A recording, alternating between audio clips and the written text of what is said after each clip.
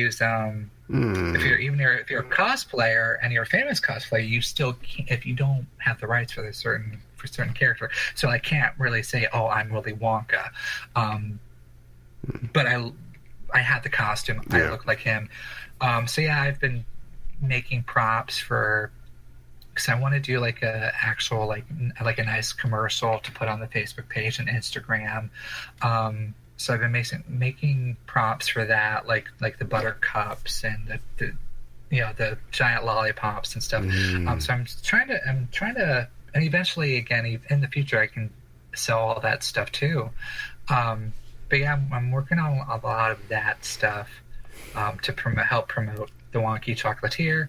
But also I want to do have a photo booth set up at different conventions, MegaCon, Comic-Con, the various conventions. I'm going to set up, a photo booth, because there are cosplayers that do that. There's like a Walking Dead one. I saw a Back to the Future one. And so I want to do like... Yeah. Like you have. I know you could take pictures. You could take pictures with them, but I didn't know there was a photo booth opportunity.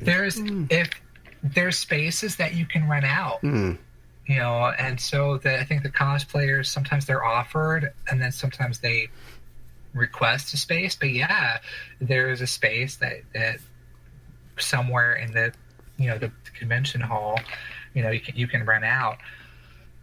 So yeah, I'm trying to work on that so I can, travel with that too, get booked at different conventions and have this just nice photo booth. And then, what I want to do is since it's Willy Wonka and it has to do with candy and kids and stuff, I want to do some of the proceeds to like charities, like St. Jude's, St. Jude's Children's Hospital, the Shriners, but yeah, any children's hospitals that I can maybe have like a contract with where that I'll be getting paid, but some of the money will go to something else, not just all me. That's good. So yeah.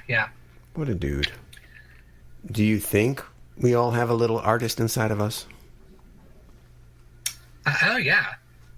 I think everybody has in some way.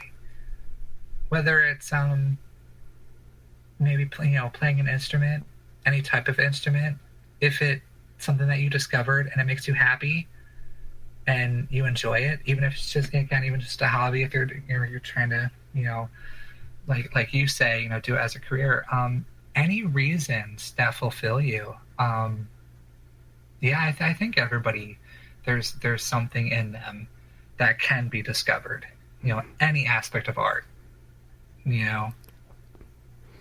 And where do you hope your creative talents take you in the future? I'm hoping that it does take off, and that I do more film, and this is more of kind of a career. It'd be awesome to make a living out of this. There's so many projects that I don't, it's not money driven. I don't do it for money. Other projects are voluntary because it is the passion. It's the joy of entertaining. That's what drives me. And again, from my past, it's always a learning experience, a surreal experience, a humbling experience. So there's so many factors that just drives me to do this and be creative and entertain. But it would be great. It would be great to do it as a career, but I don't act for the money. I act for the passion and to entertain. And also, again, the random stuff like the photography, a little sculpting. I started getting involved with voiceover. I do voiceover work for, it's a podcast called The Omega Contingent. It's a steampunk adventure series it's now on Krypton Radio.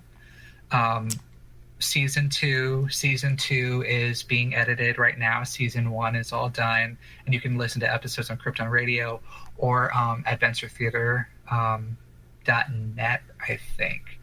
But yeah, so I started doing voice acting, and I would play different different characters. Like I was the main villain in season 1, as far as like little tiny side characters, and now I'm like one of the good guys in the second act.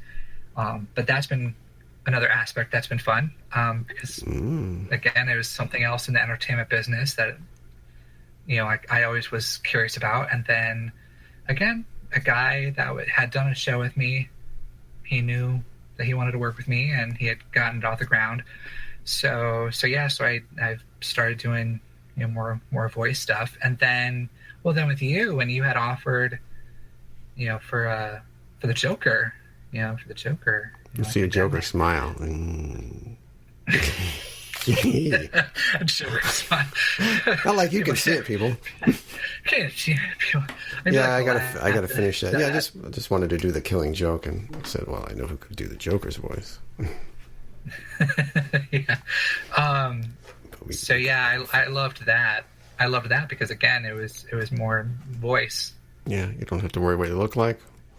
Mm-hmm. Just have to channel it. But I love it all. And someday I do want to do commercials and TV shows. I just want to do it all. Might as well. You got one life to live here. Yep. Might as well enjoy what you're doing, and not break the microphone.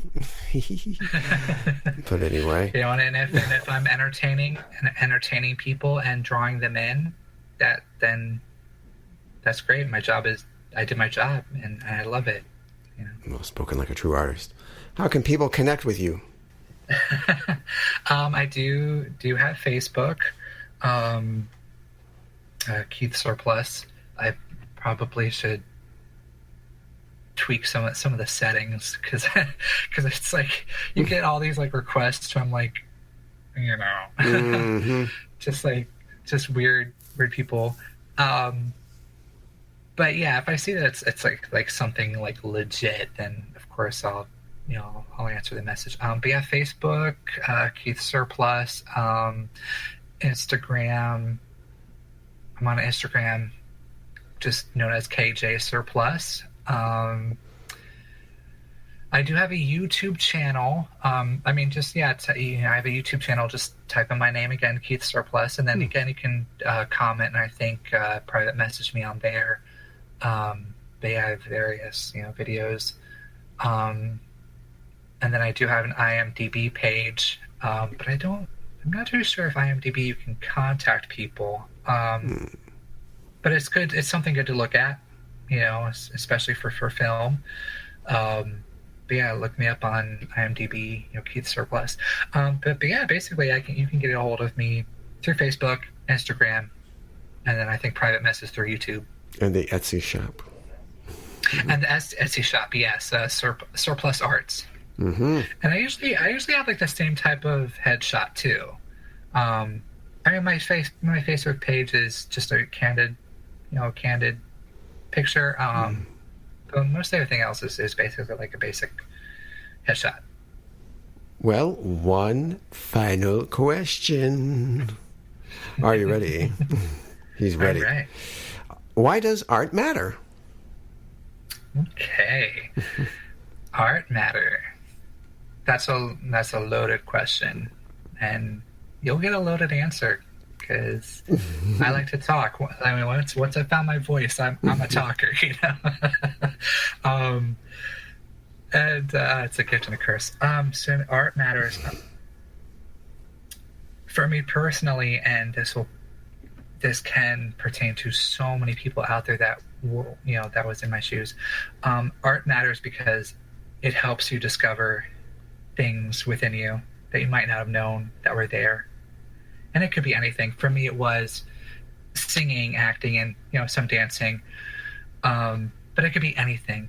Art helps you discover just any talent or gift that was in you that you had no idea that was there, or you might have had some idea but was afraid to go about doing it.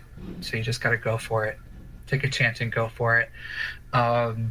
It allows you to explore your imagination, your mind, your soul. It it allows you to explore all those aspects, and it's freeing. It's freeing to do all that. But yeah, basically in a nutshell, it helps emote feelings that you might not really have, or compulsions in real life. For example, like I like playing villains because the stuff that the villains do in the show, I'm not going to do that like in real life. Some of that stuff, I'm not like that at all. So it's kind of freeing to do stuff like that you can't really do in real life. I mean, you could, but there's consequences, But yeah, it helps you discover. It fulfills you. It frees you. All good answers, folks. I'm telling you. Oh, Keith, it has been an absolute pleasure. I'm so glad we finally were able to do this and get you on the show. Thank you so much. It's been an honor. Definitely. And great knowing you for 10 years. Seeing you grow artistically, and just performing with you made me a better actor. I would hope. But oh my gosh. Thank you. Wish you all the best of luck, and hope to see you in major big productions in the future. Thank you so much. And there you have it, the final part of my interview with Keith.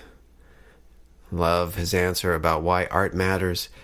It helps you discover things within you that you never knew were there. That's so true.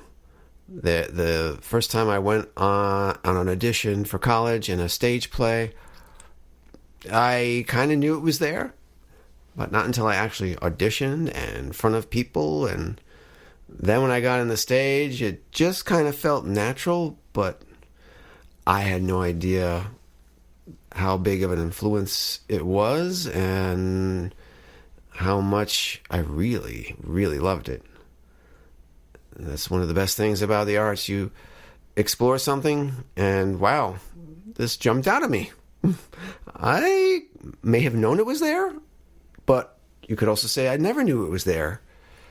And once you release that artistic child within, or whatever you want to call it, man, it is, like he said, freeing. It allows you to explore your imagination, your mind, and your soul. Yes. Preach it, brother. That's deep stuff. But that's how far art is within us. Really. I think back when I was a kid, all kids, they have that in them. They want to be creative. That's what they know and feel. It's at such an early age. It's amazing. You give a kid a paintbrush, you give a kid crayons, you give a kid markers, maybe even Play-Doh. They don't look at it and say, yeah, I'm just not feeling it. I don't know. No. They get into it. They start doing whatever. It could just be lines. It could just be a bunch of scribbles on a page, or just a big mash of whatever it is, or putting Legos together or blocks or something like that. They're exploring their imagination. They're trying to do something. It's amazing that, just thinking about my own family, I have a 3-year-old niece, Celestina, and we really bonded over her building blocks. She has the really big, massive-looking Legos, and, I know she loves horses. She came to my house here in Florida and met my horse for the first time. And I think that had a big influence on her. And then when I went back up there to visit, the building blocks were on the ground, and we just started playing around with them. And then we just said, let's make a house for the horsey. Boom. This little block here will be for the horse's water, because I would say the horse needs water. This will be for their carrots. And then she started saying, this one will be for that. And this will be a place for the horse to sleep, for the horse to have hay. And we tear it down and build another house for the horse or something else. And it was so much fun. And seeing her mind work and knowing, we need to do this, and we're going to create this for the horse, and just explore. And work together, bouncing off each other some little creative ideas. And